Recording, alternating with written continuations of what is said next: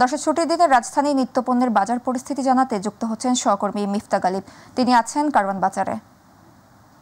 গালিব, আজ বাজারের পরিস্থিতি কেমন দেখছেন?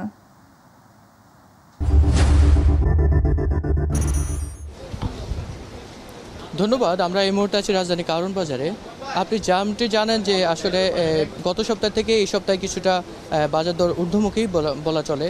কারণ হচ্ছে যে কারণ হিসেবে ব্যবসায়ীরা দাবি করছে যে গ্রীষ্মকালীন কিছু সবজি বাজারে আসলেও কিন্তু বর্ষাকালে বেশ কিছু দেশের বিভিন্ন স্থানে বেশ কিছু পণ্য নষ্ট হয়ে যাওয়ায়, সবজি নষ্ট হয়ে যাওয়া আসলে দাম বেড়ে গিয়েছে, দাম কিছুটা ঊর্ধ্বমুখী। আমরা যেমনটি দেখেছি যে সবজি, প্রত্যেকটা সবজিতে ৫-৭ টাকা ১০ টাকা করে বেড়েছে।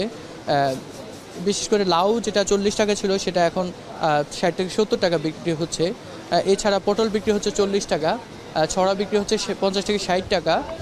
এছাড়া শাকসবজির দামও মোটামুটি ১০ থেকে ১৫ টাকা বা ২০ টাকা করে আটি বিক্রি হচ্ছে। এছাড়া আমরা যদি মুদি বাজারে আসি, মুদি বাজারে অন্যান্য পণ্য স্বাভাবিক থাকলেও তেলের দাম কিছুটা ঊর্ধ্বমুখী। তেলের দাম লিটারে ১০ টাকা বেড়েছে। এছাড়া মসুর ডালের দাম অনেক বেড়েছে। মসুর ডালের দাম কেজিতে ১০ থেকে ১৫ টাকা বেড়ে গিয়েছে।